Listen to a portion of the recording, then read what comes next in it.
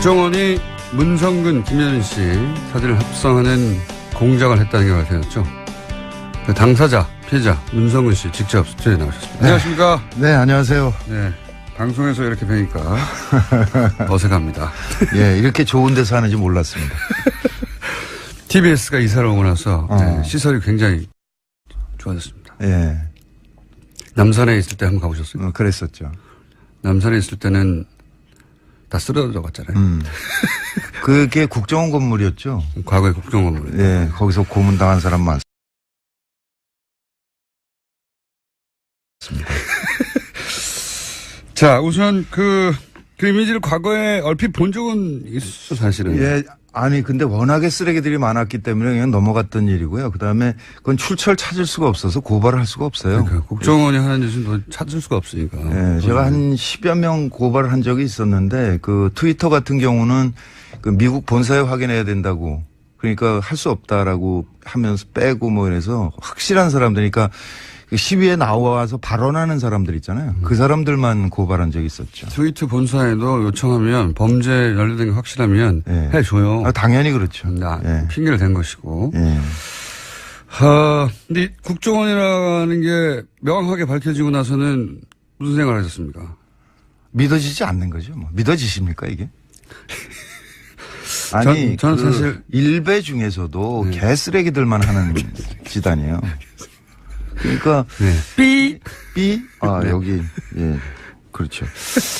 아니면 당사자 입장에서 그렇게 말할 정도로 그러니까 그게 아마 해외 토픽에 지금 좀 나오지 않았을까 싶은데 그 최순실 때 라스푸틴 얘기했었잖아요. 네. 아마 그만큼 충격으로 받아들이지 않을까 그런 생각이 듭니다. 그러니까 그게 이제 뭐 일반 네티즌들이 이렇게 했다 이런 모르겠는데 그렇죠. 네. CIA가 했다.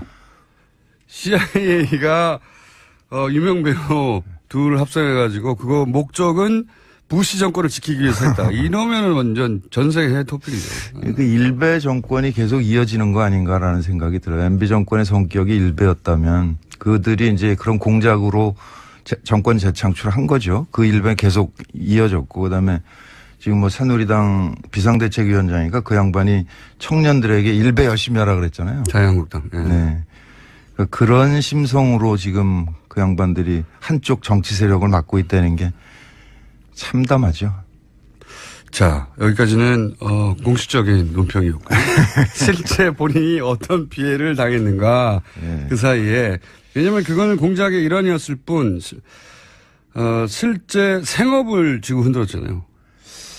그 8년 전부터 방송 출연이 안 된다는 거를 알았기 때문에 뭐 괴롭지는 않았어요. 그냥 뭐 그런갑다. 뭐 괴로워하시던데 사석에서는.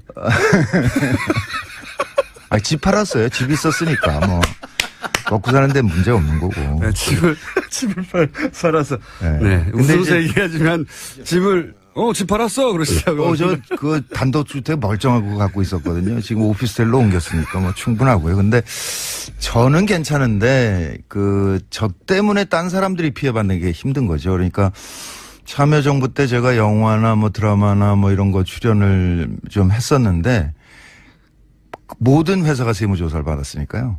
아, 출연했던. 제가 출연했으면 이제 출연료를 줬을 거 아니에요. 그러니까 제 통장에 돈을 보낸 사람 회사는 모두 다 세무조사를 하더라고요. 그러니까 그 양반들한테 정말 미안하잖아요. 아, 참네. 저도 사실 겪은 게 있기 때문에 저 이해가 가는 게, 뭐 예를 들어서 티셔츠를 저희가 팔았어요. 회사에서. 아무것도 아니거든요. 네. 정말 영세한 업체예요. 조그만한. 거기도 세무조사를 했었으니까 문성근 씨를 출연시키고 출연료를 입금했던 모든 회사가 다 세무조사를 했다. 했죠. 근데 그거 잘 모르고 초반에 그러니까 뭐 8년 전, 9년 전에, 10년 전에는 초기니까 잘 모를 수 있잖아요. 그래서 그때 섭외돼서 출연했는데 나중에 예를 들어서 방송국에서 난리가 나가지고 그런 적도 있지 않습니까? 그 CJ가 갖고 있는 케이블 회사인데 OCN이라고 그래서 이제 처용이라는 드라마를 10부작이었어요. 계약을 하고 4부까지 찍었는데 그다음부터 출연이 없더라고요. 근데 나중에 보니까 그 연출이 임찬익이라는 친구였는데 그 친구가 4부까지 찍고 일부를 편집해서 이렇게 제출했더니 저를 통으로 편집하라 그러더래요. 인물을 빼버리라고. 그러니까 인물을 빼면 스토리가 완결이 될 수가 없는 거예요. 근데 빼라 그러니까 이 친구가 4부까지 찍었는데 그건 어떻게 그러면? 그러니까 4부까지 찍은 거 몽땅 다 빼버린 거죠. 근데 그러니까 이 연출이 그렇게 못한다 나는. 스토리가 안 맞는다 이게. 네. 그러고 버텼어요. 걔도 잘렸죠. 근데 그 친구에 대해서 진짜 저는 기가 막힌 게 신인이고 그 연출이라는 사람들은 연출하고 있는 동안에만 수입이 발생하거든요. 그러니까 나중에 저한테 와서 저 선배님 이렇게 됐는데 정말 어쩔 수 없이 뺐습니다라고 얘기를 해도 나는 양해를 했을 거예요. 그 친구를. 네. 그 감독을. 네. 네. 근데 수입도 없는 자가 그걸 덜푸덕 거절하고선 잘리더라고요. 그래서 설마 계약이 됐고 이미 4편까지 찍었는데 감독까지 교체하겠나 싶었겠죠. 그리고 또 한 번은 미안했겠죠. 당연히. 네, 그 친구는 저에 대한 의리를 지킨 건데 본인이 날아갔군요. 참 묘한 게 그 이후에 보면 CJ가 그걸 통편집해서 이제 한 다음에 그때부터 지금까지 저한테 단 한 번도 양해의 말을 한 적이 없어요. 아, 미안했다. 그때 어쩔 수 없었다라든가 아니면 누구 한 사람을 보내서 이렇게. 그러니까 그 일이 벌어졌을 때 이걸 문제 삼으려면 문제 삼을 수 있었을 거 아니에요. 뭐 팟캐스트도 많고 그러니까 제가 나가서 얘기를 하면 되는데 사실은 CJ가 뭐 회장도 구속돼 있고 몸도 아프다고 그러고 그래서 사정이 그렇겠지 뭐 저도 맨날 당하던 일이니까 그냥 양해하고 이제 문제 삼지 거기는 않고. 재벌이고요. 아니 글쎄. 그래서 양해하고 넘어갔는데 누가 누구를 챙겨줄 이 사람들이 아직도 얘기가 없는 거예요. 아직도. 네. 야 이게 뭐 일종의 또 다른 갑질이죠. 네. 자기 고통은 자기 고통이고 자기가 남에게 준 고통은 아무런 관심이 없는 거니까. 그리고 인정해야 되니까 그때 그랬다는 걸. 그럴 수는 있는데 그래도 이건 뭐 비공식입니다 그러면서 술자리에서 조용히 얘기를 할 수 있을 거 아니에요. 충분히. 그렇다고 이제 문정윤 씨가 그거를 공개하고 폭로할 분이 아닌데. 왜냐면 이 얘기도 지금 처음 하시는 거 아니에요? 사실은. 그렇죠. 네. 그런 일을 겪었음에도 불구하고. 근데 지금도 이제 이 방송을 들으신 실제 관계자 여러분은 공식적으로는 아니어도 소주 한잔 하시면서 푸시면 좋겠고. 본인이 직접 그렇게 해서 입은 직접적인 피해만 따지더라도 수익이 당연히 급감하지 않았나요? 그 소득 신고를 못한 해가 많죠. 그렇기 때문에 집을 팔아버렸고. 넉넉해요. 괜찮아요. 근데 이제 제 경우는 사실은 이제 유신 때부터 이어진 일이고 넉넉한데 요즘 왜 밥을 안 사십니까? 이렇게. 지금 이제 출연하고 그러니까 밥 사야죠. 고기 먹읍시다. 최근 몇 년간 지금 밥을 안 사시더라고요. 근데 저는 괜찮은데. 물어보면 집 팔았다고 그러고 계속. 늦봄 문익환학교라고 있어요. 대안학교인데. 네. 전남 강진에 있는데 그걸 동아일보가 한번 무슨 종북학교 이런 식으로 그런 취지로 뭐 엄청나게 큰 지면으로 씹었어요. 근데 그거가 소송에서 이제 늦봄학교가 이겼는데 이기면 뭐합니까? 이미 전파된 건 전파된 거고 그래서 지금도 그 학교가 충격을 못 벗어나고 있어요. 그러니까 학생 수도 줄어들고 있고 그다음에 대안학교 경우에는 잘 아시겠지만 그 선생님들이 그냥 헌신하는 거거든요. 거의 최저생계비 수준에 받고 버티고 있는데 그분들이 이렇게 알아눕지를 못해요. 애들 때문에. 그냥 이 화를 지금도 만나면 그 얘기를 하는데. 씨를 말리는 씨를. 완전히. 그런 거죠. 예, 주변, 뭐 본인은 당연하고 그리고 본인에게 그런 출연료를 줬던 사람도 당연하고, 주변 완전히 씨를 말리는 거죠. 그러니까 이미지를 더 씌워서 하는 게 효과적이라는 거를 대중심리학적으로 분석을 한 거겠죠. 그러니까 사진 조작이나 이런 것도 이게 말이 안 되는 짓이긴 하지만 그것을 본 사람들에게 이게 잔상으로 남아서 무의식에 이렇게 침투하는 작전이었을 것이다 이렇게 생각이 되고. 국정원이 무슨 심심해서 만들었을 리도 없고. 그렇죠. 다 계산이 된 거죠. 논두렁식이라는 말도 심리학자를 동원했다고 하니까. 그랬죠. 그랬다는 걸 보면 대중 이미지가 굉장히 중요한 배우들을 어떻게 다시는 복귀하지 못하게 만들까. 명계남 씨가 복귀가 참 쉽지 않은 게 그 양반 경우에 바다 이야기가 전 국민이 다 아는 것 같아요. 그러니까 그때 지금 되돌아보면 한나라당 의원이 그 국회에서 면책특권으로 그걸 발언을 했거든요. 요약하면 명예남 씨가 바다의 이야기, 소위 이제 도박, 예, 거기서 도박 뒷돈을 게임. 받아가지고 그 돈으로 문성근 정치에 진출하라고 뒷돈을 정치 자금이 그거다. 이렇게. 뭐 정권 재창출을 위한 자금을 마련했다 이런 거예요. 네, 전체적으로는. 그래서 이제 그 중에 저도 뭐 수백억을 했다는 얘기가 수백억. 있었는데. 수백억 그게 있어요. 그러니까. 그 명계남 씨 얘기는 스위스 은행 비밀번호를 까먹었다 그러더라고요. 그 친구는 임플란트 할 돈도 없거든요. 그러니까 이거는 풀어줘야 돼요. 그래서 검찰에 출두하면 그거는 꼭 물어보려고 그럽니다. 근데 아마 자료가 너무 많아서 지금 못 찾을지도 모른다라는 생각도 들고요. 그게 이제 그러니까 탄핵 국면으로 들어가면서 파기를 시작을 했을 거 아니에요. 근데 그 옛날 건 안 했을지도 모른다. MB 정권 시절 거는. 그 흔적이 좀 남아서 지금 나오고 있는 건데. 네, 그런 거죠. 네. 그래서 이제 문정근 씨가 그럼 10년간 뭐 했냐? 좀 등산했어요. 그래서 제가 종아리가 굉장히 단단하고요. 평상시에 어디 뭐 하시냐고 산이에요, 산. 피톤치드가 너무 풍부해. 산에 항상 가 계셨고, 예. 네. 평상시복이 항상 등산복이었습니다. 그래서, 예. 부르는 사람이 없기 때문에 부르지 않는 산으로 가는 거예요. 산에 많이 가셨고, 그 시절 얘기하자면 문화부 장관을 지냈던 네. 이창동 감독님의 이야기도 하지 않을 수가 없습니다. 그분도 물론 그분이 영화를 더디게 만드는 스타일이기도 한데 영화를 만들기 위해서 지원 요청을 한 적이 있잖아요. 네, 그때 그 시라는 영화죠. 그거는 특히 이제 영화진흥위원회는 그 해외 유명 영화제에서 수상한 사람들에게는 조금 더 지원을 하는 게 있습니다. 네, 그렇겠죠, 당연히. 예, 마스터스 그런 식으로 해가지고. 근데 그때 임권택 감독하고 이창동 감독이 냈는데 두 명을 뽑기로 돼 있었거든요. 둘을 했는데 되니까 이제 또다시 심사를 했다든가 그래요. 네, 그래서 당연히 되겠죠. 당연히 됐는데. 시나리오를 빵점을 줬죠. 근데 그 작품이 깐느에서 시나리오상을 받았어요. 그 난리가 난 거죠. 어떻게 깐느가 상 준 거를 빵점을 줬냐 그래가지고 영진이가 그때 뒤집혔었고 네. 그때 영진이 연장 했던 친구는 그것 때문에 그랬는지 그 직후에 아무튼 돈 받아먹고 깜빵 갔죠. 뉴라이트의 이데올로그 같은 사람이었는데. 그러니까 이창동 감독의 시나리오는 사실 얘기가 그전부터 많았습니다. 시나리오 너무 좋다고. 기가 막히죠. 네, 너무 좋다고. 실제 입증돼서 깐내에서 시나리오상도 받았는데 이제 이창동 감독을 지원을 하지 않을 명분을 찾아냈는데 못 찾겠으니까 점수를 매길 때 시나리오를 빵점을 줘가지고. 예.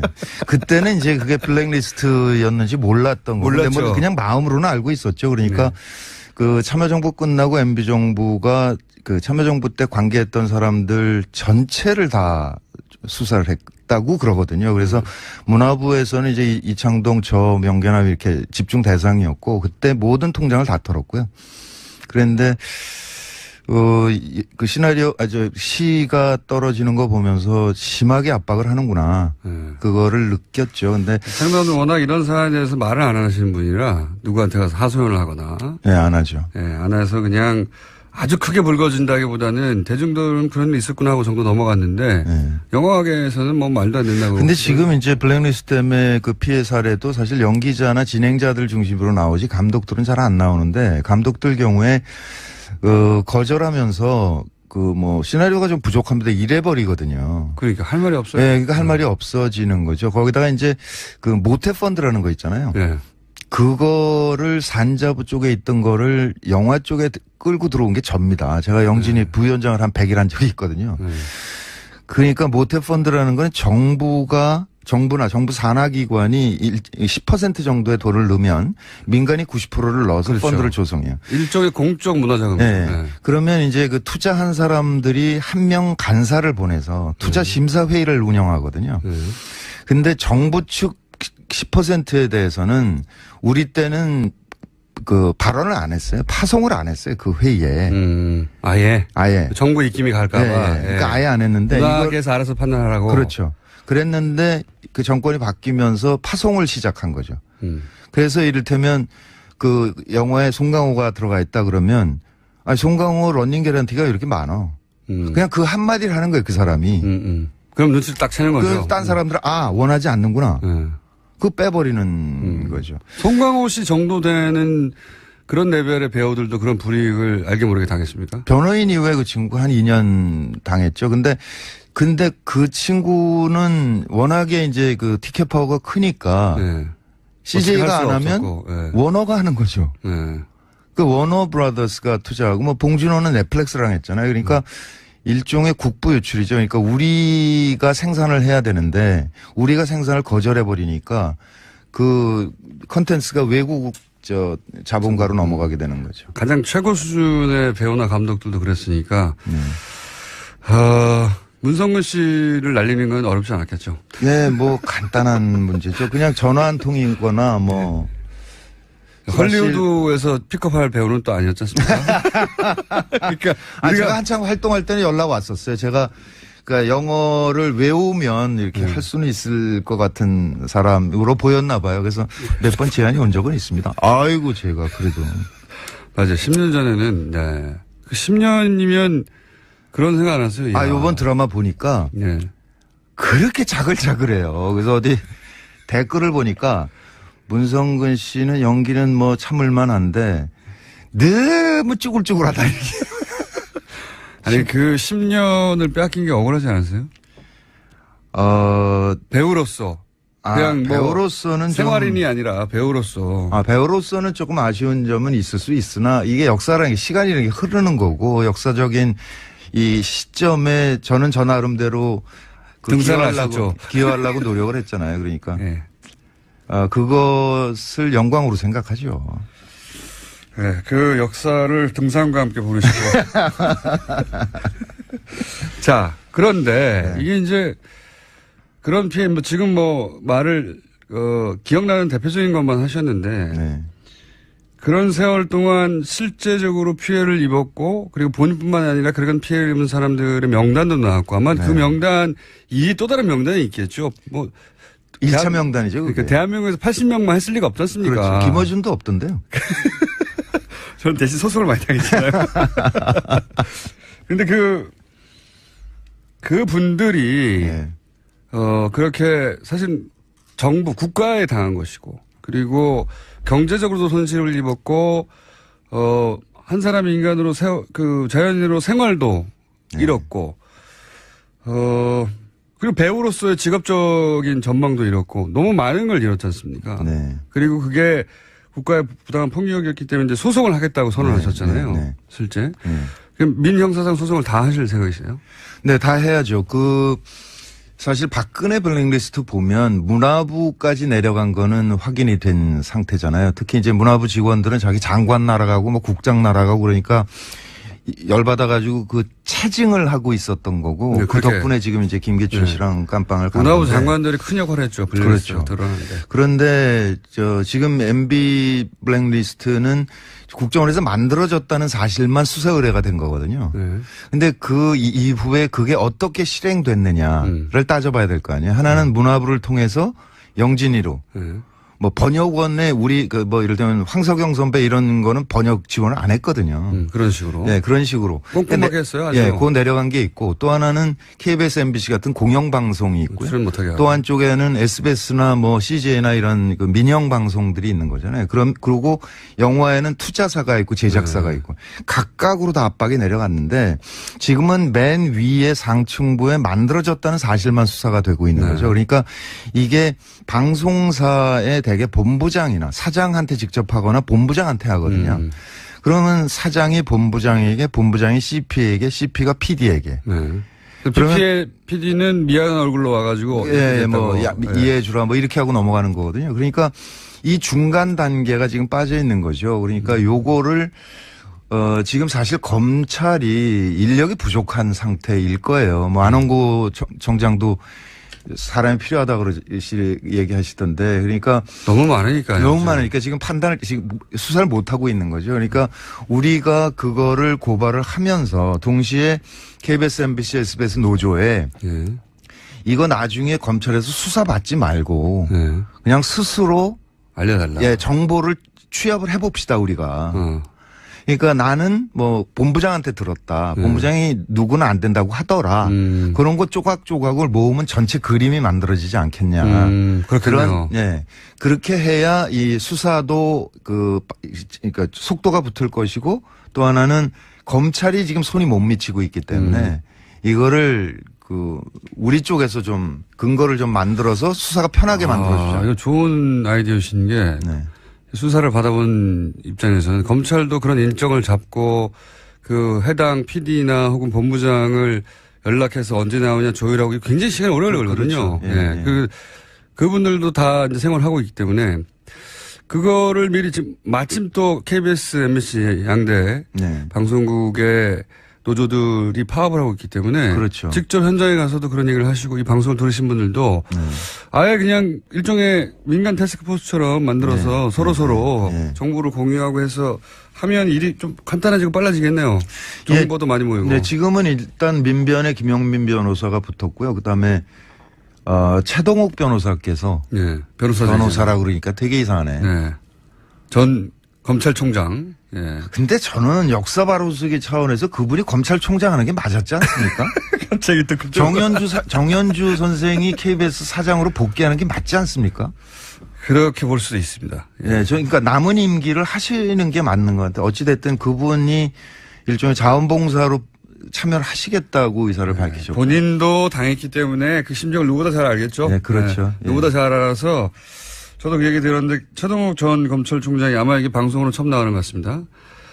검찰총장이 이 블랙리스트의 피해를 입은 뭐 연기자, 배우자, 문화예술인들의 소송을 무료로 변론해 주시겠다고. 네, 그랬습니다. 연락이 왔어요. 네. 대단히 감사드리고요. 예. 저희 방송도 한번 나오셔야죠. 여하간 그러면 그렇게 팀을 꾸려서 혼자 하시는 것도 아니고. 예. 그러니까 참여연대도 같이 하기로 했고요. 그러니까 다른 배우들은요? 다른 연기자. 다른 배우들은 제가 그저께 SNS에 올렸는데 한 5분 정도가 참여를 하겠다고 의사를 밝혀오셨어요. 80분 다 해도 되는 거. 아니, 근데 감독들은 안 빠지거든요. 대부분. 근데 그 감독이 42명이나 돼요. 감독. 그 한편에서는 좀 뿌듯하기도 합니다. 그러니까 영화가 굉장히 중요하다라는 거를 MB 정부가 알았었구나. 그러니까 문재인 정부도 영화가 중요한 걸 알아서 좀 지원을 좀 해야 될 텐데. 그러니까 지금 정부 지원이 끊긴 지가 거의 10년 됐어요. 그렇죠. 네, 참여정부 때 하고 그다음에 끊어버리고. 정부는 오로지 화이트리스트라고 소위 국뽕영화만 찍었거든요. 국뽕영화. 네, 그거는 MB 때부터 시작된 일입니다. 그러니까 모태펀드를 통해서 소위 이제 방송국이나 그런 펀드를 동원해가지고 정부가 권장하는 영화, 건전 영화죠, 소위. 그렇죠. 예.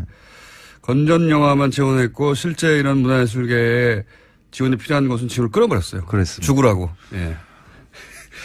자, 그럼 소송이 이제 막 준비 단계에 들어간 거네요? 그렇죠. 아무래도 이번 달 말 정도까지는 취합을 끝내고 10월 초쯤에는 이제 소장이 들어가야 되겠죠. 그럼 고소고발 모두 형사, 민사 다. 형사, 민사 다 해야죠. 그러니까 형사 동시 진행하는데 아무래도 형사를 먼저 진행을 하게 될 테니까 거기에 따라서 이제 민사는 영향을 받잖아요. 민사는 그러면 그 대상이 일단은 제일 기초는 국가, 그다음에 그 이명박 대통령, 원세훈 원장이 세 사람은 필수고요. 네, 세 대상. 예. 근데 이제 MBC 노조 같은 경우는 김재철 사장을 하고 싶어 하는 모양이더라고요. 그건 당연하잖아요. 그러니까 KBS 노조는 또 KBS 사장을 하고 싶어 하고 그래서 이게 아마 좀 폭이 넓어질 거는 같습니다.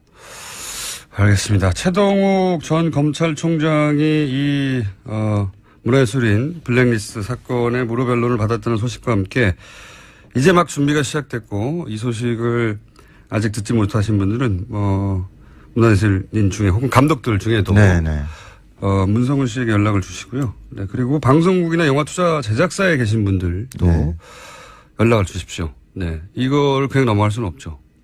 네, 10년 짜글짜글 해주셨고 회사에 직접 하셨고 주요 활동은 등산으로 10년을 보내신 그리고 10년 동안 돈도 없기 때문에 연애도 한번 못하신 자 억울한 얘기인데 즐겁게 좀 나눠봤습니다. 네. 배우 문성근 씨였습니다. 감사합니다. 네, 반갑습니다.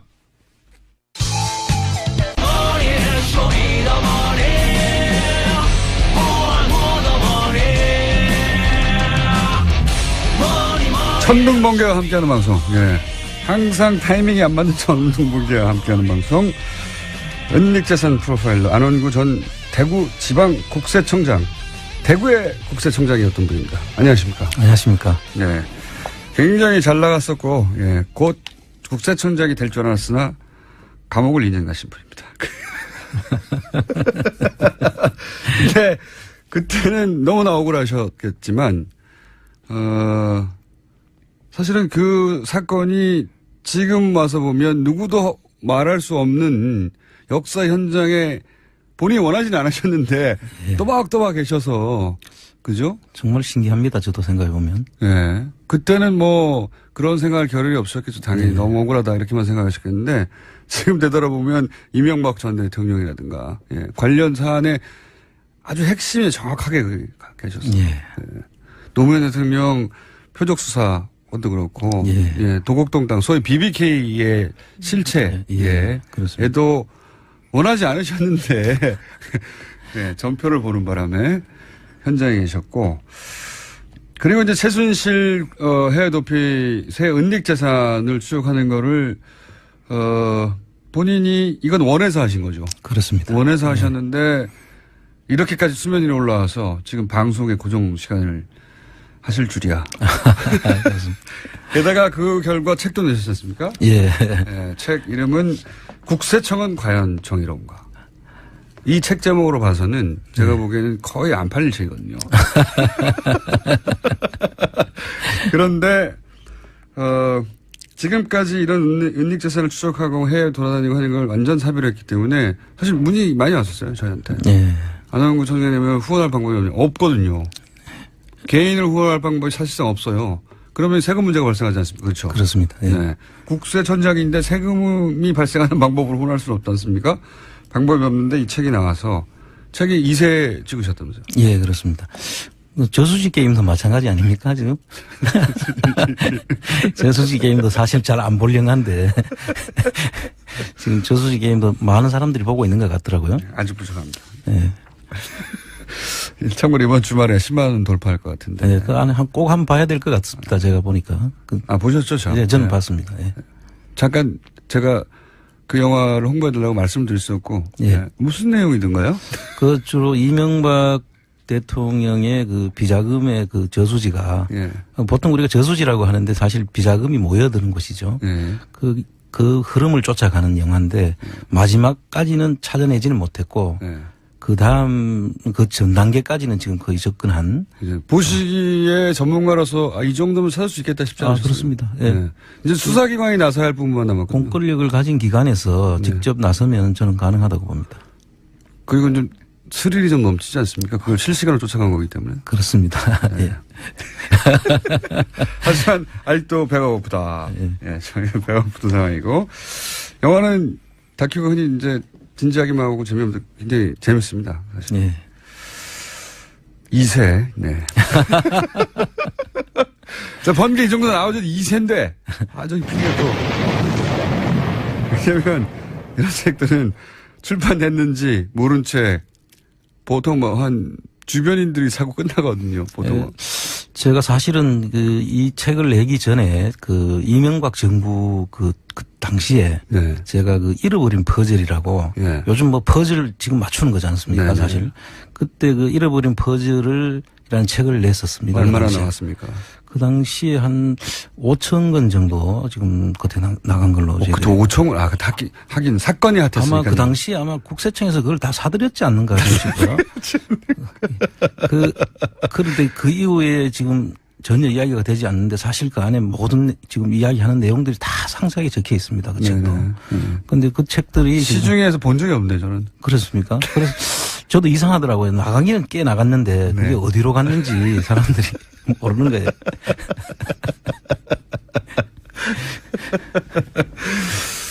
네, 이번에는 이제 그러지는 않을 거고요. 예, 순수하게 독자들이 사시는 거고, 예, 많은 분들이 감사하다고 책 샀다는 문자 많이 받아요, 저희도. 예. 예. 내용도 도움이 된다고. 예.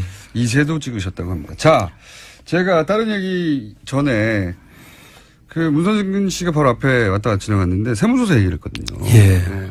그러니까 본인한테 출연료를 입금한 모든 회사들이 다 세무조사를 당했다. 그렇습니다. 저도 뭐, 크진 않지만 실제 크지 않으니까 더 신기하고 억울한 건데 저희 말고 저희한테, 노무현 전 대통령 서거 즈음하여 티셔츠를 납품하던 업체가 네. 있었어요. 예. 정말 영세하거든요. 네, 그렇습니다. 그런 데까지 세무조사를 하더라고요. 정말 꼼꼼하게 했죠, 그 당시에. 그래서 지금 쭉 보면 원래 그 세무조사라는 것은 성실 신고를 담보하기 위해서라거나 그다음에 명백한 탈세가 있을 때 그거를 바로잡기 위해서 하는데 사실 그 세무조사는 세수하고는 크게 연관이 없거든요. 다만 성실하게 신고가 될 수 있도록 하는 담보 역할을 하는 게 세무조사인데 그 목적 이외에 한 조사는 다 정치적 목적이 있었다고 보는 거죠. 근데 실제로 밖에서는 세무조사를 알지를 못해요. 아니, 그러니까 항의를 할 수 없는 게 예. 보통 이런 일을 겪으면 아니, 이렇게 작은 데를 뜬금없이 갑자기 그러니까 그 회사가 10몇 년 됐는데 단 한 번도 받아본 적이 없을 만큼 네. 명세하고 뭐 아주 조그만 곳이에요. 근데 갑자기 저희한테 티셔츠를 납품하러 받았거든요. 예.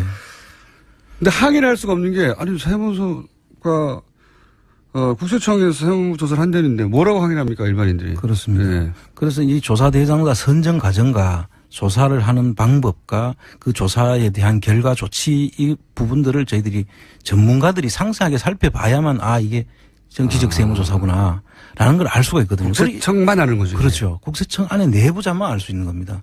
그 밖에서는 다 그냥 포장을 하죠.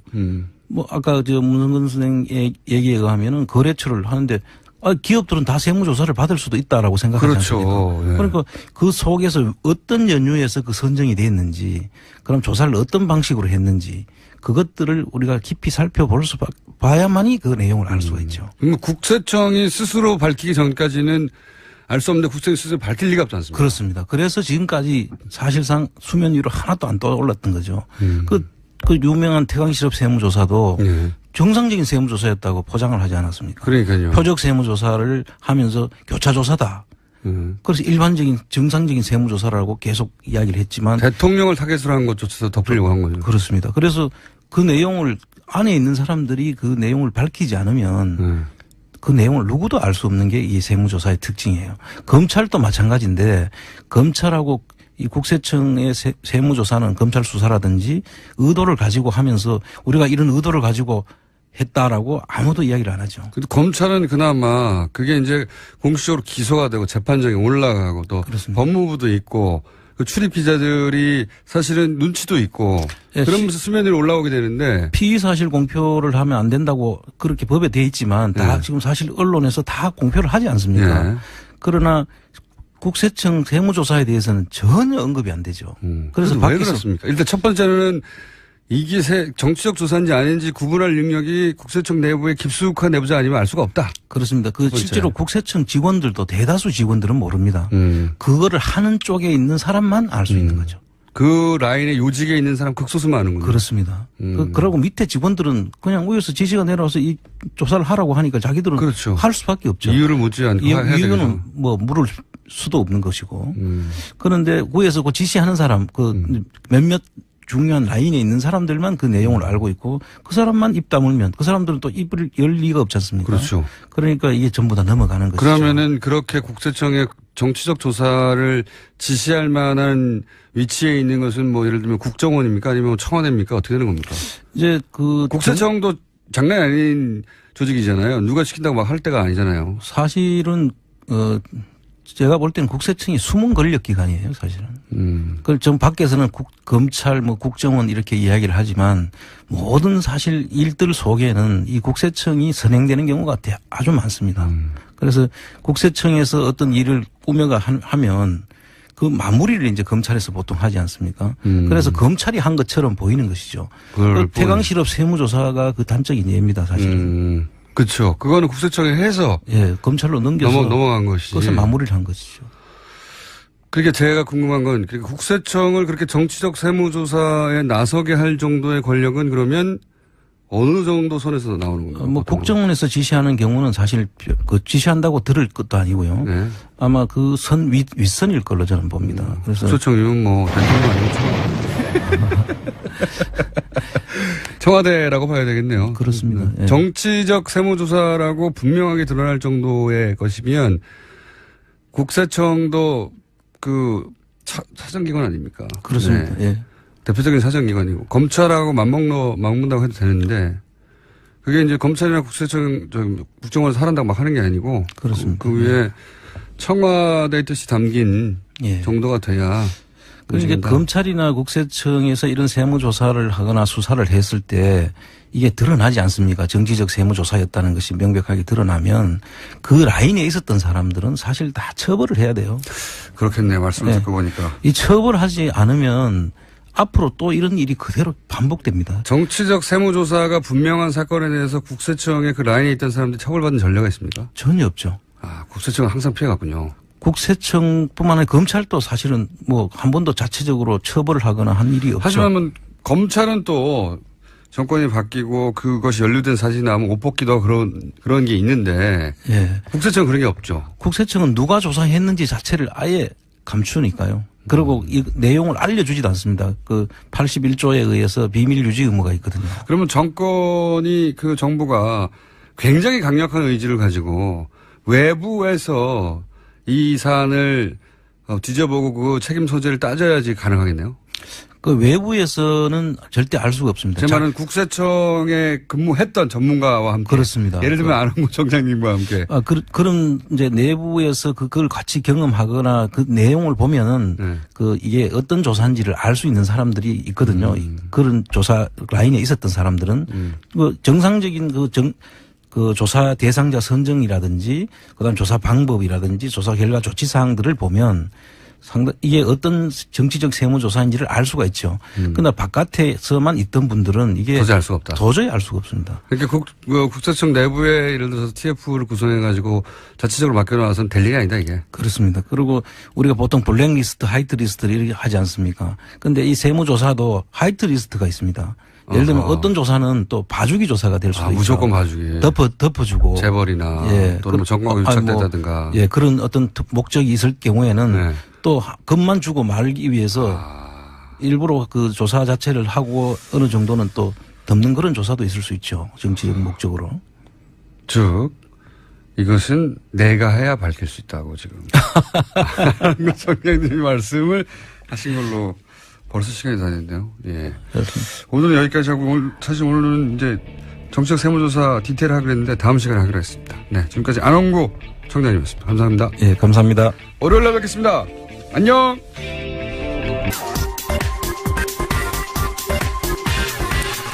정치권에서 일어나는 수많은 사건들의 맥락을 짚어보고 앞으로 벌어질 일들을 예측해보는 시간이죠. 월간 정청래. 한 달 만에 다시 만납니다. 정청래 전 의원 나오셨어요. 어서 오십시오. 네, 여러분 안녕하십니까. 이 시대의 참 분석가 정청래입니다. 바꾸셨어요? 분석가로? 그때그때에 따라서 가장 적확한. 참 예언인이 있었고 뭐 있었죠? 참 겸손인, 참 자랑인, 참 해설인, 참 예언인. 참 농사꾼도 있었고. 참 농사꾼도 네, 있고. 네. 참 분석가까지. 요즘은 제가 이제 배추를 심어서 배추밭에 다닙니다. 월간 정청래 전 의원 배추밭에 다니고 계시는 이분과 함께 오늘 분석을 해볼 텐데 오늘 주제 들어가기 전에요. 네. 어제 우리가 좀 깜짝 놀란 사진 하나를 만났었잖아요. 네. 눈물의 문성근. 네, 앞에서 김여진. 행간에서도 잠깐 다루긴 했습니다만 그러니까 문성근, 김여진 두 배우의 사진 아주 네. 낯뜨거운 사진 그렇습니다. 합성된 것이 네. 2011년 11월쯤에 구구 사이트, 네. 보수 성향 사이트 이런 데서 돌아다녔는데 어떤 누리꾼이 장난친 거냐 했더니 이제와 알고 보니 국정원이더라. 세상에. 국가정보기관이 그런 합성 사진이나 만들고 있었다니. 예. 예, 그것도 국민의 혈세를 받고 사는 사람들이. 그러니까요. 천인 공노할 일이고요. 특히 문성근 씨 같은 경우는 예. 이분이 세계 최초의 정치인 팬클럽 노사모에서 활동을 했지 않습니까? 노사모 활동했죠. 그리고 노무현 대통령이 그에 힘입어서 당선이 됐었고. 예, 예. 그리고 보통의 경우라면 예. 논공 행상에서 자리 하나 챙기고 뭐 이런 거 아닙니까? 그럴 수 있죠. 이분은 오히려 정반대로 장관 제의를 받았었어요. 아, 문성근 씨가? 네. 문화부 장관? 그럴 겁니다. 아, 문화부 장관 제의를 받았었어요. 제의를 받았는데 사양했어요. 사양 이유가 뭐냐면 예. 내가 만약에 이런 장관 자리를 얻는다면 예. 나의 순수한 마음, 노사모의 순수한 마음 이것이 왜곡될 수 있고 예. 또 그것을 위해서 활동을 한 것이 아닌데 예, 예. 오해받을 소지가 크다. 그래서 나는 본업에 충실하겠다. 배우지게. 그리고 본업에 들어가려고 그랬는데 그때 이후로 사실은 써서는 안 될 사람 그래서 계속 배제되고 이렇게 됐었는데 결국은 문화부 블랙리스트까지 그러니까요. 올라서 예. 계속 출연이나 이런 것이 이제 제한되고 이랬었는데 그 정점에 국정원이 있었고 그러니까요. 그것도 모자라서 그런 낯뜨거운 합성 사진까지 예, 이렇게 예. 되니 그분의 심정이 오죽하겠습니까? 자, 이 사건 이제 과거가 하나둘 드러나고 있습니다. 말끔히 조사할 거 조사하고 털고 갔으면 좋겠다. 네. 예, 적폐 청산하고 갔으면 좋겠다. 이 이야기로 오늘 월간 정청래 문을 엽니다. 그나저나 지난달에 오셨을 때 말이죠. 네. 대통령 지지율이 워낙 높아가지고 야당들이 상당히 앞으로 곤란할 거다 그러셨잖아요. 네.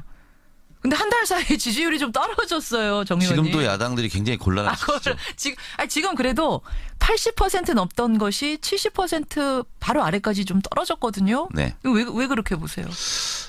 아무래도 이제 북핵 위기. 역시 안보. 이런 부분이 있기 때문에 이거는 옛 보수층들이 사실상 문재인 대통령 부분을 비판하기 좋은 소재를 만난 거죠.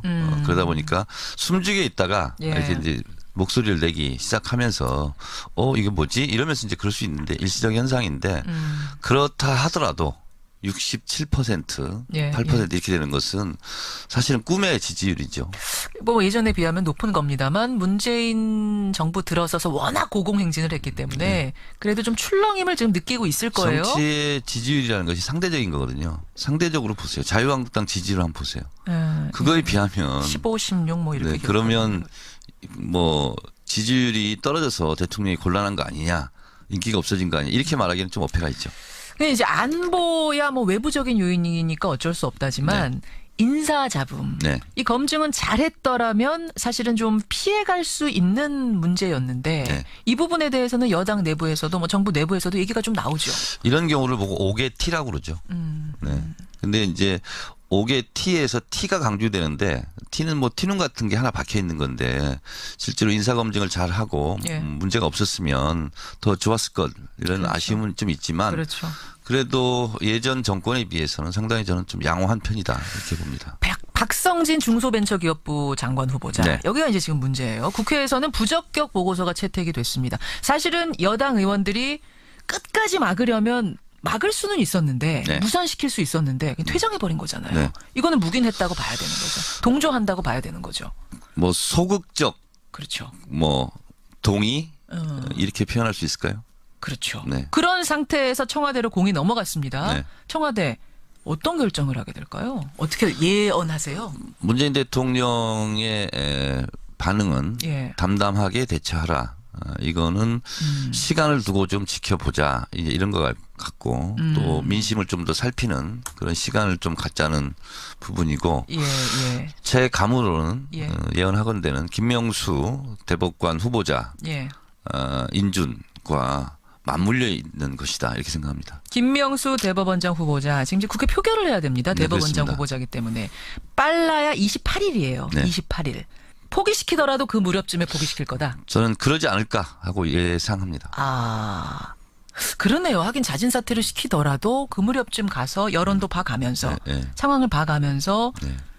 그러면 야당에서도 역시 우리의 의견에 귀를 기울여서 협치를 하려는 모습을 보여주는 거야. 뭐 이러면서 김명수 후보자 인준에 긍정적인 어떤 뭐랄까요 영향을 줄 수 있다. 그럴 것 같습니다. 그리고 실제로 당내 분위기 몇몇 예. 의원들 이렇게 의견을 봐도 여당 민주당 내에서도 분위기가 안 좋은 것은 사실입니다. 박성진 후보자에 네. 대해서 결국은 낙마 쪽으로 보시는 거군요. 예언하자면 쉽지 않다.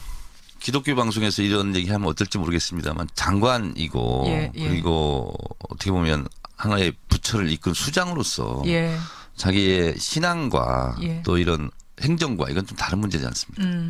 그런 부분에서 네. 박성진 후보자 받아들이기. 사실 이제 그것도 그거지만 뉴라이트 사관. 사실 이건 더 치명적이잖아요. 그렇습니다. 예, 뉴라이트 사관을 여기저기서 보여줬기 때문에 과연 이 정부와 같이 갈 수 있는 철학인가, 그게 역사관인가 이 문제예요. 네, 그렇습니다. 그래요. 박성진 후보자는 좀 어려운 쪽으로 일단 예언을 하셨습니다. 그나저나 김희수 헌재소장 후보자 인준 결과 사실은 이것 때문에 이번 주는 내내 전국이 뜨거웠는데 부결 예상하셨어요? 저는 예상하지 못했죠, 저도. 못하셨어요. 예. 그러니까 아슬아슬했지 않습니까? 2표 차이로 결국은 이제 낙마가 된 건데 예, 예. 이분이 이 헌법재판관 이미 하고 있잖아요. 그렇죠. 그러면 재판관은 됐는데 소장은 안 된다. 예, 예. 그리고 소장이 무슨 9표 중에서 여러 표를 행사하는 것도 아니지 않습니까? 예. 그냥 리더십을 발휘하는 자리인데 저는 자격이 없다고 낙마시킨 그런 야당이 자격이 없다. 야당 자격이 없다.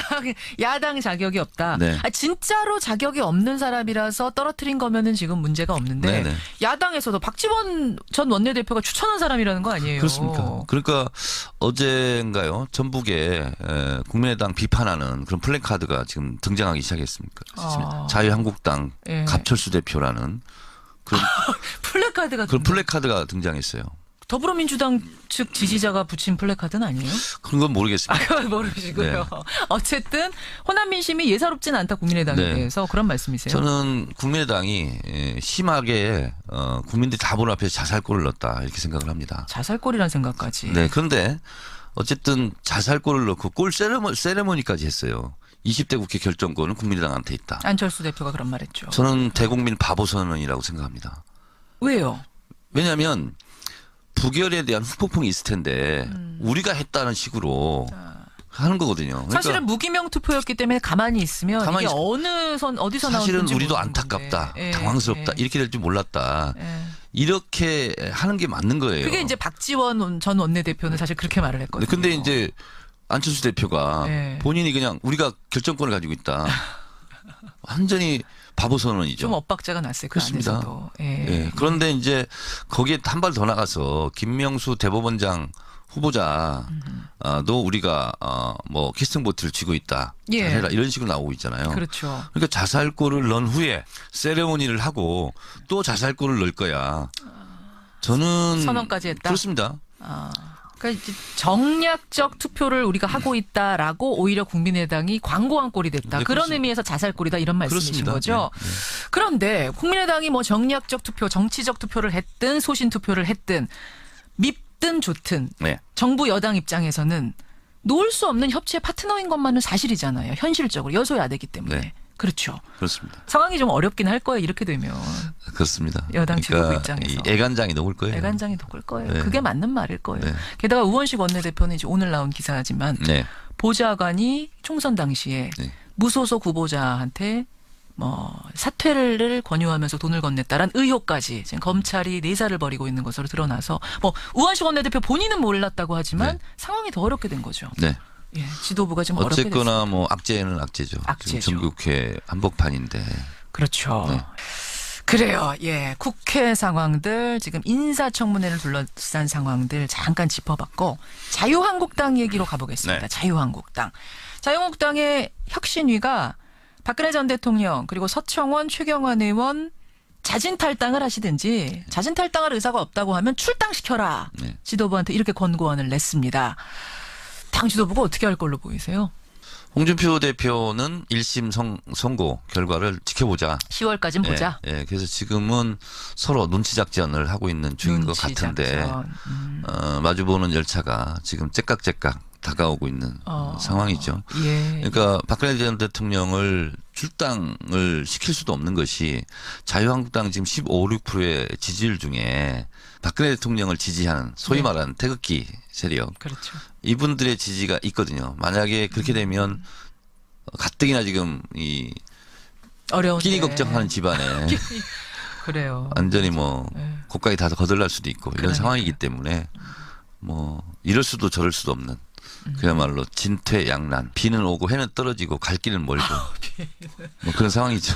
일단은 10월까지 1심 선고까지는 시간을 벌었습니다만 1심에서 유죄가 나오면 뭐 유죄 나올 가능성이 훨씬 더 크지 않습니까? 그렇습니다. 예. 유죄가 나오면 결국 홍준표 대표는 뭔가 결정을 내려야 될 텐데 네.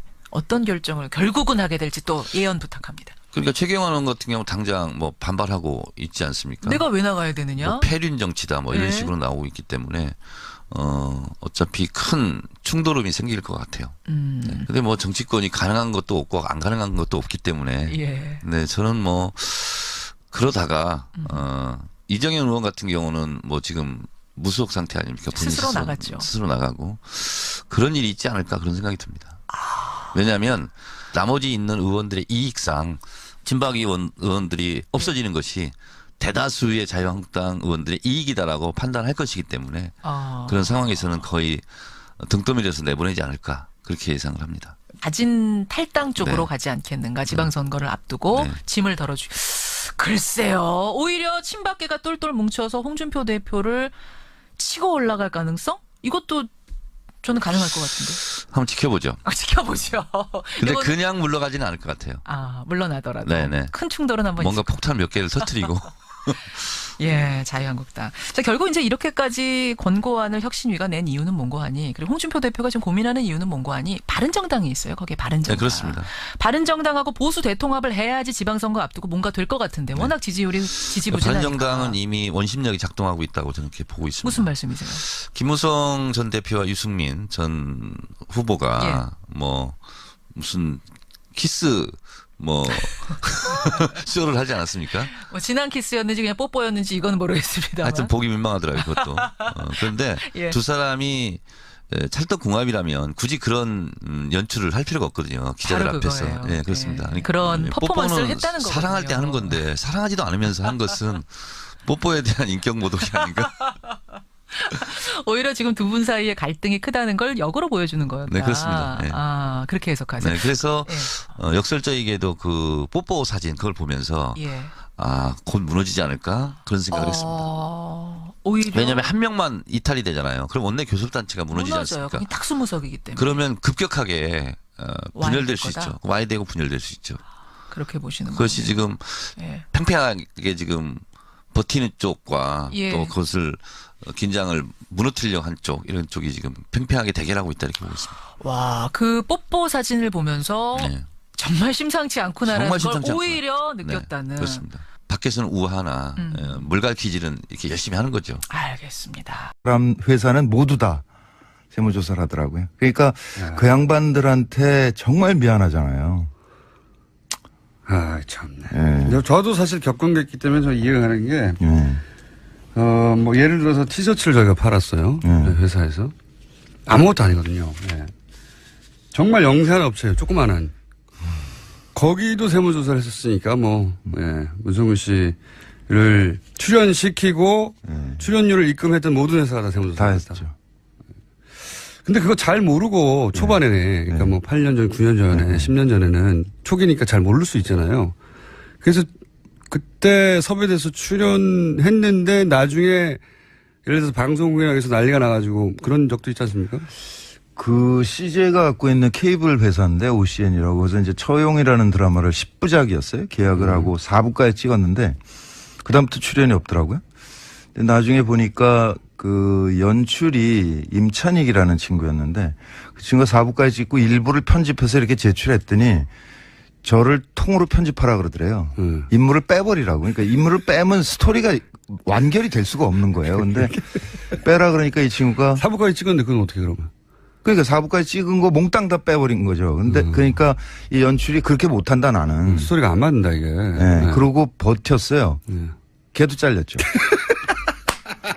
근데 그 친구에 대해서 진짜 저는 기가 막힌 게 신인이고 그 연출이라는 사람들은 연출하고 있는 동안에만 수입이 발생하거든요. 그러니까 나중에 저한테 와서 저 선배님 이렇게 됐는데 정말 어쩔 수 없이 뺐습니다라고 얘기를 해도 나는 양해를 했을 거예요. 그 친구를. 네.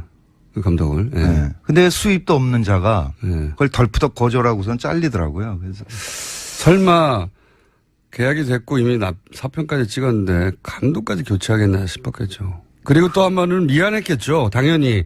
예, 그 친구는 저에 대한 의리를 지킨 건데 네. 본인이 날아갔군요. 참 묘한 게 그 이후에 보면 CJ가 그걸 통편집해서 그 이제 한 다음에 그때부터 지금까지 저한테 단 한 번도 양해의 말을 한 적이 없어요. 아, 미안했다. 그때 어쩔 수 없었다든가 아니면 누구 한 사람을 보내서 이렇게. 그러니까 그 일이 벌어졌을 때 이걸 문제 삼으려면 문제 삼을 수 있었을 거 아니에요. 뭐 팟캐스트도 많고 그러니까 제가 나가서 얘기를 하면 되는데 사실은 CJ가 뭐 회장도 구속돼 있고 몸도 아프다고 그러고 그래서 사정이 그렇겠지 뭐 저도 맨날 당하던 일이니까 그냥 양해하고 이제 문제 삼지 거기는 않고. 재벌이고요. 아니 그래서 양해하고 지금 넘어갔는데 누가 누구를 챙겨줄 이 사람들이 아닙니다. 아직도 얘기가 없는 거예요. 그래서 아직도. 예. 야, 이게 뭐 일종의 또 다른 갑질이죠. 네. 예, 자기 고통은 자기 고통이고 자기가 남에게 준 고통은 아무런 관심이 없는 거니까. 그리고 인정해야 되니까 그때 그랬다는 걸. 그럴 수는 있는데 그래도 이건 뭐 비공식입니다. 그러면서 술자리에서 조용히 얘기를 할 수 있을 거 아니에요. 충분히. 그렇다고 이제 문정은 씨가 그거를 공개하고 폭로할 분이 아닌데. 왜냐면 이 얘기도 지금 처음 하시는 거 아니에요, 사실. 그렇죠. 네. 그런 일을 겪었음에도 불구하고. 근데 지금도 이제 이 방송을 들으신 실제 관계자 여러분은 예, 공식적으로는 아니어도 예, 소주 한잔 하시면서 푸시면 좋겠고. 본인이 직접 그렇게 해서 입은 직접적인 피해만 따지더라도 수익이 당연히 급감하지 않았나요? 그 소득 신고를 못한 해가 많죠. 그렇기 때문에 집을 국정원이 문성근, 김여진 씨 사진을 합성하는 공작을 했다는 게 밝혀졌죠. 그 당사자, 피해자 문성근 씨 직접 스튜디오에 나오셨습니다. 안녕하십니까? 네, 안녕하세요. 네, 방송에서 이렇게 뵈니까 어색합니다. 예, 이렇게 좋은 데서 하는지 몰랐습니다. TBS가 이사를 오고 나서 네, 시설이 굉장히 좋아졌습니다. 예, 남산에 있을 때 한번 가보셨어요? 그랬었죠. 남산에 있을 때는 다 쓰러져 갔잖아요. 그게 국정원 건물이었죠. 과거의 국정원물. 예, 거기서 고문당한 사람 많습니다.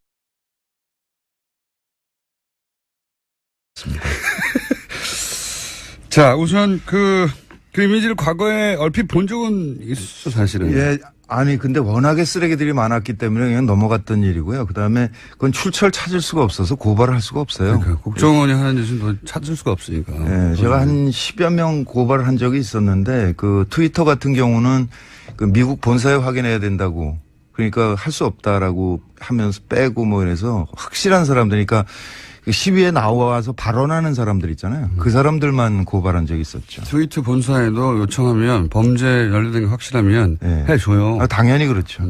예. 핑계를 댄 것이고. 예. 근데 국정원이라는 게 명확하게 밝혀지고 나서는 무슨 생각을 하셨습니까? 믿어지지 않는 거죠. 뭐. 믿어지십니까 이게? 아니, 저는 그 사실 일베 중에서도 개쓰레기들만 하는 집단이에요. 그러니까 삐! 아, 여기 예. 그렇죠. 아니면 당사자 입장에서 그렇게 말할 정도로 예.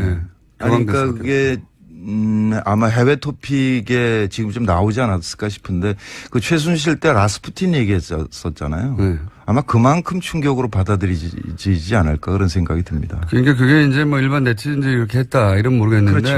네. CIA가 했다. CIA가 유명 배우 둘을 합성해가지고 그거 목적은 부시 정권을 지키기 위해서 했다. 이러면은 완전 전 세계 해외 토픽이죠. 그 일베 정권이 계속 이어지는 거 아닌가라는 생각이 들어요. MB 정권의 성격이 일베였다면 그들이 이제 그런 공작으로 정권 재창출한 거죠. 그 일베 계속 이어졌고 그다음에 지금 뭐 새누리당 비상대책위원장이니까 그 양반이 청년들에게 일베 열심히 하라 그랬잖아요. 자유한국당. 예. 네.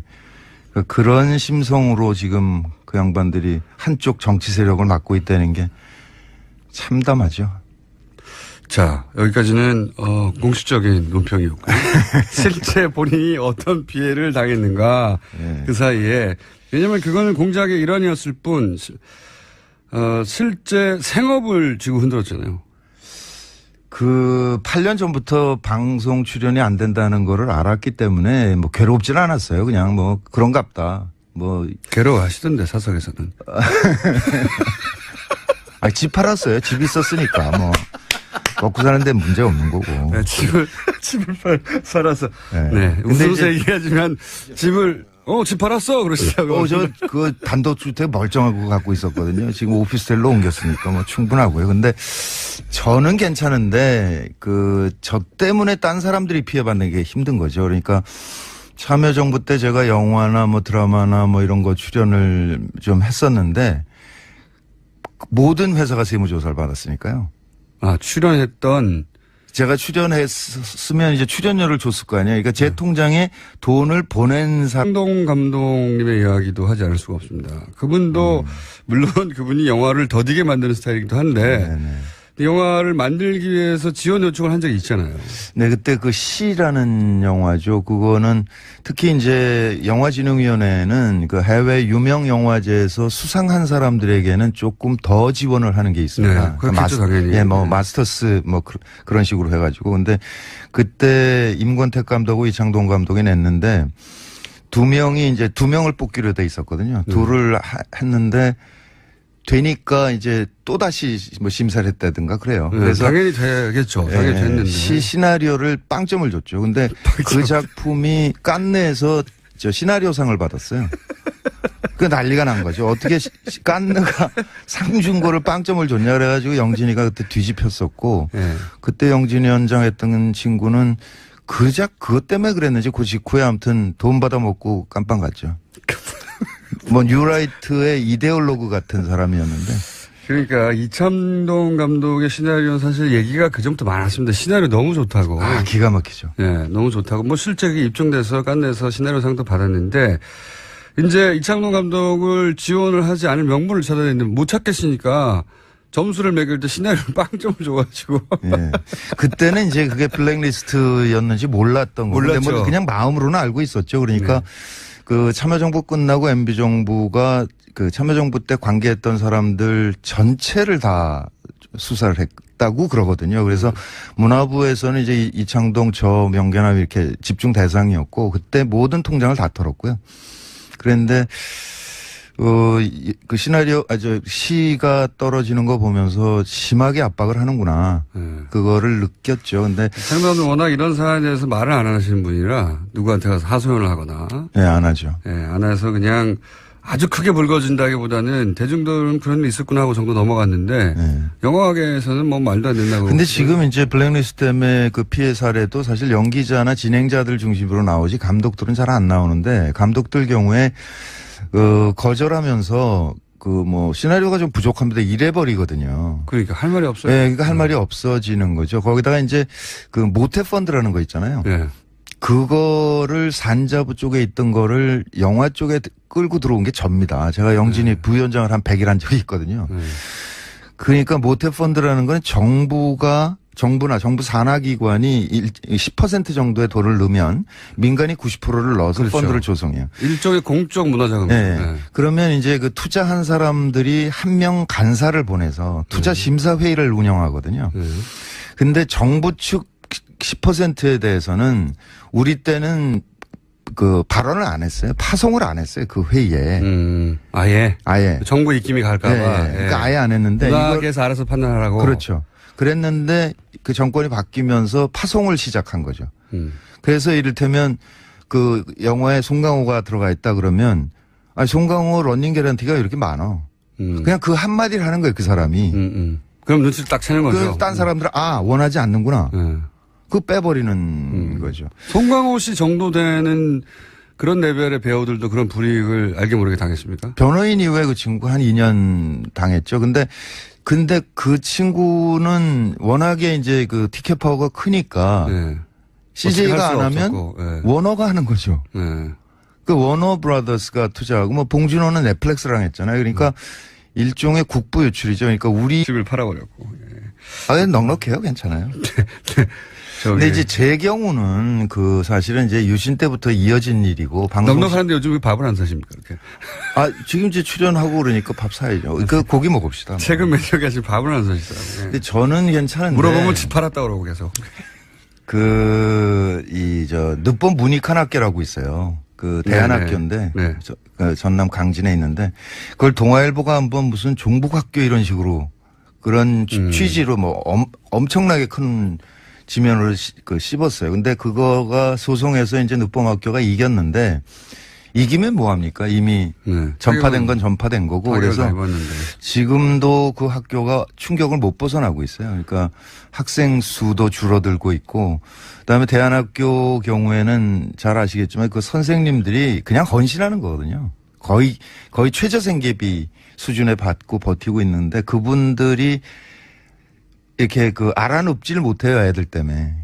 그냥 이 화를 지금도 만나면 그 얘기를 하는데 씨를 말리는 씨를 완전히. 그런 거죠. 예, 주변 뭐 본인은 당연하고 그리고 본인에게 그런 뭐 출연료를 줬던 사람도 당연하고 예. 주변 그러니까, 완전히 씨를 말리는 거죠. 그러니까 이미지를 더 씌워서 하는 게 효과적이라는 거를 뭐 그 대중심리학적으로 분석을 한 거겠죠. 그러니까 그 사진 조작이나 이런 것도 이게 말이 안 되는 짓이긴 하지만 그것을 본 사람들에게 이게 잔상으로 남아서 무의식에 이렇게 침투하는 작전이었을 것이다 이렇게 생각이 되고. 국정원이 무슨 심심해서 만들었을 리도 없고. 그렇죠. 예. 네, 다 계산이 된 거죠. 논두렁식이라는 말도 심리학자를 동원했다고 하니까. 예. 아, 그랬죠.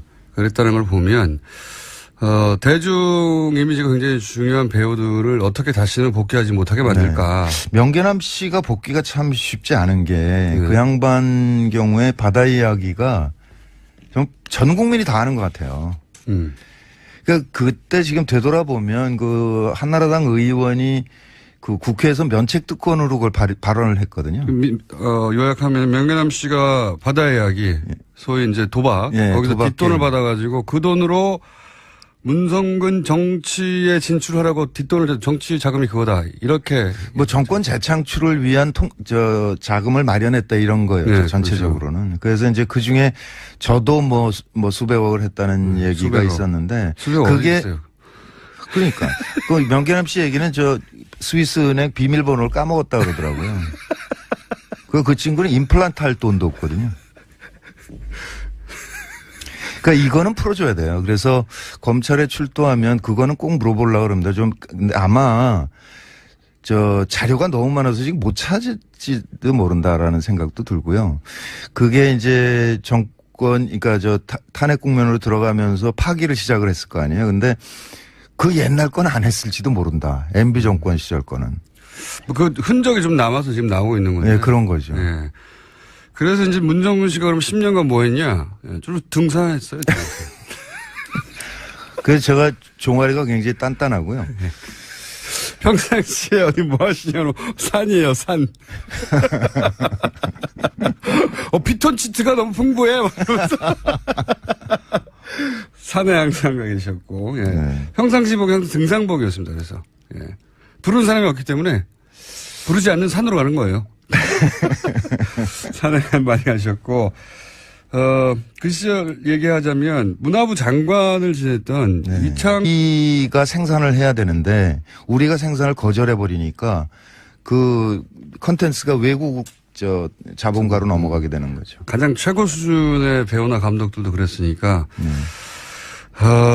문성근 씨를 날리는 건 어렵지 않았겠죠. 네, 뭐 간단한 문제죠. 그냥 전화 한 통이거나 뭐. 헐리우드에서 픽업할 배우는 또 아니었지 않습니까? 그러니까 제가 한창 활동할 때는 연락 왔었어요. 제가 그러니까 영어를 외우면 이렇게 할 수는 있을 것 같은 사람으로 보였나 봐요. 그래서 몇 번 제안이 온 적은 있습니다. 아이고 제가 그래도 맞아요. 10년 전에는 네. 그 10년이면 그런 생각 안 하세요? 이번 드라마 보니까 네. 그렇게 자글자글해요. 그래서 어디 댓글을 보니까 문성근 씨는 연기는 뭐 참을만 한데 너무 쭈글쭈글하다. 아니 그 10년을 빼앗긴 게 억울하지 않으세요? 배우로서 그냥 뭐 배우로서는 생활인이 아니라 배우로서 배우로서는 조금 아쉬운 점은 있을 수 있으나 이게 역사라는 게 시간이라는 게 흐르는 거고 역사적인 이 시점에 저는 저 나름대로 기여하려고 노력을 했잖아요. 그러니까. 네. 그것을 영광으로 생각하죠. 네, 그 역사를 등산과 함께 보내시고. 자, 그런데 이게 이제 그런 피해, 지금 말을, 기억나는 대표적인 것만 하셨는데. 그런 세월 동안 실제적으로 피해를 입었고 그리고 본인뿐만 아니라 그런 피해를 입은 사람들의 명단도 나왔고 아마 그 명단 이 또 다른 명단이 있겠죠. 뭐 1차 명단이죠. 그러니까 그게. 대한민국에서 80명만 했을 리가 없지 않습니까? 그렇죠. 김어준도 없던데요. 저는 대신 소송을 많이 당했잖아요. 근데 그 분들이 예. 그렇게 사실 정부 국가에 당한 것이고 그리고 경제적으로도 손실을 입었고 한 사람의 인간으로 자연인으로 생활도 잃었고 그리고 배우로서의 직업적인 전망도 잃었고 너무 많은 걸 잃었지 않습니까? 네. 그리고 그게 국가의 부당한 폭력이었기 때문에 이제 소송을 하겠다고 선언하셨잖아요. 네. 실제. 그럼 민형사상 소송을 다 하실 생각이세요? 네, 다 해야죠. 사실 박근혜 블랙리스트 보면 문화부까지 내려간 거는 확인이 된 상태잖아요. 특히 이제 문화부 직원들은 자기 장관 날아가고 뭐 국장 날아가고 그러니까 열받아가지고 그 체증을 하고 있었던 거고 네, 그 그렇게. 덕분에 지금 이제 김기춘 씨랑 깜빵을 간 문화부 건데. 장관들이 큰 역할을 했죠. 그렇죠. 드러나는데. 그런데 지금 MB 블랙리스트는 국정원에서 만들어졌다는 사실만 수사 의뢰가 된 거거든요. 네. 근데 그 이후에 그게 어떻게 실행됐느냐를 따져봐야 될 거 아니에요. 하나는 문화부를 통해서 영진이로 네. 뭐 번역원에 우리 뭐 예를 들면 황석영 선배 이런 거는 번역 지원을 안 했거든요. 그런 식으로. 네, 그런 식으로. 꼼꼼하게 했어요. 아주. 예, 그거 내려간 게 있고 또 하나는 KBS, MBC 같은 공영방송이 있고요. 출연 못하게 하고. 또 한쪽에는 SBS나 뭐 CJ나 이런 그 민영 방송들이 있는 거잖아요. 그리고 영화에는 투자사가 있고 제작사가 있고 각각으로 다 압박이 내려갔는데 지금은 맨 위에 상층부에 만들어졌다는 사실만 수사가 되고 있는 거죠. 그러니까 이게 방송사의 대개 본부장이나 사장한테 직접 하거나 본부장한테 하거든요. 그러면 사장이 본부장에게, 본부장이 CP에게, CP가 PD에게. 네. 그러면- PD는 미안한 얼굴로 와가지고. 예, 뭐, 이랬다고. 예. 이해해 주라 뭐 이렇게 하고 넘어가는 거거든요. 그러니까